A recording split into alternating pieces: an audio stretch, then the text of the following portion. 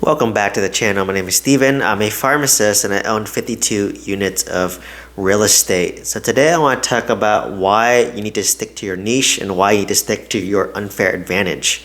So when I first started off in real estate investing, I was networking with a lot of real estate investors. I networked with a guy who owns short-term rentals in vacation markets like Napa, Sedona, Arizona, kind of those areas where people vacation.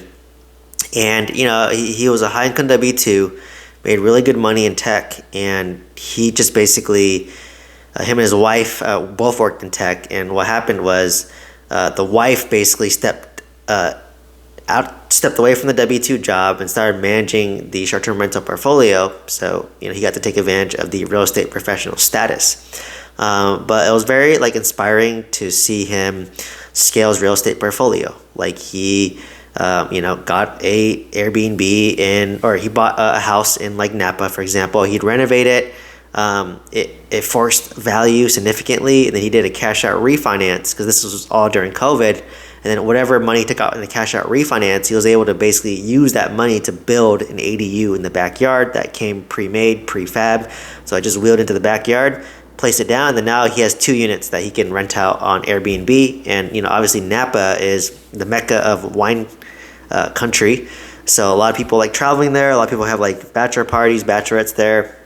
It's kind of an area you go to celebrate. People have weddings there, so he was able to short-term rental that out and get cost segregation, accelerate bonus depreciation, all these tax benefits that would wipe out his really high W-2 income. So I saw him do that. Then he went to Sedona, and he sold one of his properties and did a 1031 exchange to go buy 2 or 3 cabins in Arizona. And it was just really inspiring to see him scale, but also stick to his niche, right? Because that was his strength, his unfair advantage, and he had systems in place, and then he scaled it, right? So there's another one where a physician that does residential assisted living, and had him on my podcast, and once again, just started off doing house hacking, short-term rentals, and it kind of led him down the residential assisted living path, and he's been scaling that nicely as well. And sticking to the niche, because that's your unfair advantage, right?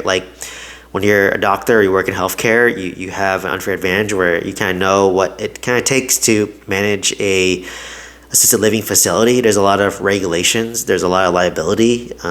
You have to vet operators, right? I work in a hospital my whole career, so I know how hospitals operate, and then nursing homes operate, and then residential assisted living is just kind of a less acute nursing home. But being able to see him, scale it over time, where started off with 1 or 2, and then started raising money to buy more, and then his network is growing and growing. It gets easier and easier.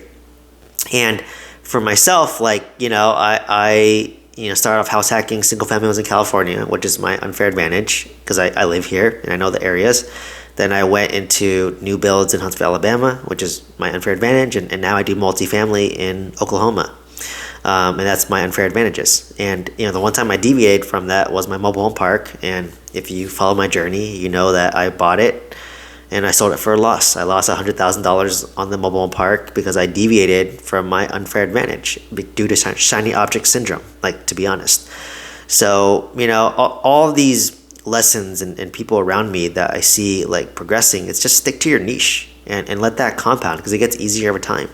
For me at this point, to buy another multifamily in Oklahoma, it's not going to be that hard. I'm just going to send out my direct mail campaign. I'm going to reach out to my property managers and have them reach out, find deals for me. I'm going to reach out to all the real estate brokers and see if they have any deals. I mean, most of their deals are bad, but I just want to start getting active again and finding deals. So when I'm ready for that, I know confidently within 6 to 12 months, I can probably find another apartment complex that I can buy that has value add potential, where I can renovate it using my same renovation styles, my 26 unit, my 20 unit, using the same contractor, using the same property manager, and it'll be a cakewalk because I know the rents, I know the area, I know what the renovation is going to cost, and I can do this without much effort. And if I use the same team, they know exactly what to do too. It's just copy and paste. So that's why you have to stick to like one niche, and because that's when you let the compounding happen, right? Because like if like why should I start at ground zero doing like self storage, for example, or go into residential assisted living when I have no systems, no advantage there? But I have an advantage in multifamily real estate in Oklahoma. I have an advantage in single families in Huntsville, Alabama. Like that's where I should go, right? And versus my friends, he has an unfair advantage of short-term rentals in Napa. Like he can easily buy and scale there. My other friend has an unfair advantage in residential assisted living, so he could continue to scale there. So like by having that compound and having the team, having the systems, it's a lot easier for you to do stuff. So like for me to get an apartment in Oklahoma, it's way easier compared to someone brand new trying to go to Oklahoma, right? And then you can argue that, well, you can leverage other people to get there faster. Which is true, right? Like obviously I have people in the space and I could, invest with them as a limited partner, as a general partner, give some contributions, here and there.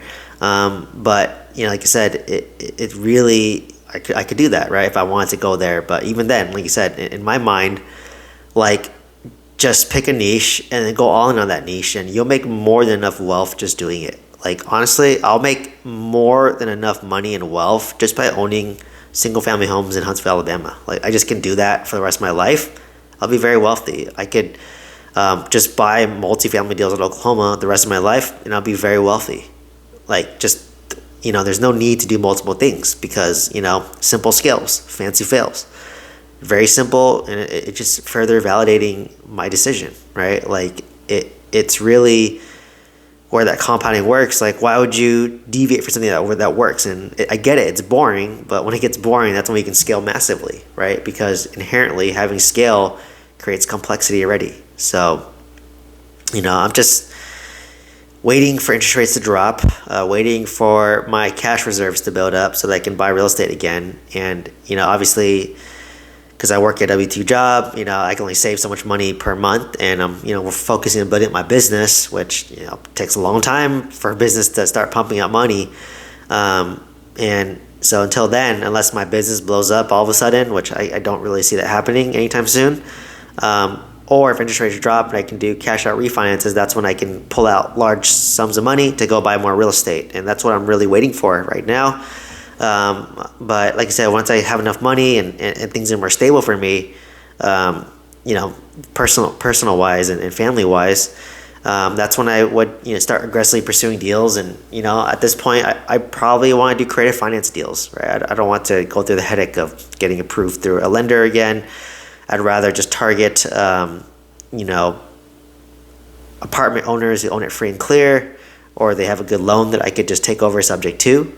So that's kind of where I kind of want to go, right? Like, don't get me wrong, if I can get a good deal, I'll do bank financing, but it's going to be a lower offer. So, just kind of waiting for interest rates to drop and waiting for cash reserves to build up over time and waiting for my business to build up. So, right now it's kind of me being patient in the big picture, which is why I'm, creating a lot of content. It's really an outlet for me to distract myself from just this weight and this impatience. But like I said, I'm ready to strike whenever interest rates drop and ready to pull a lot of capital and mobilize my capital to make great moves related to real estate. So just wanted to create this video real quick to share the importance of just pick a niche, commit to the niche, and you will compound, right? Like whatever, like I just chose Oklahoma because I had a great property manager there. That's it. And I liked the cash flow. I liked it's landlord friendly.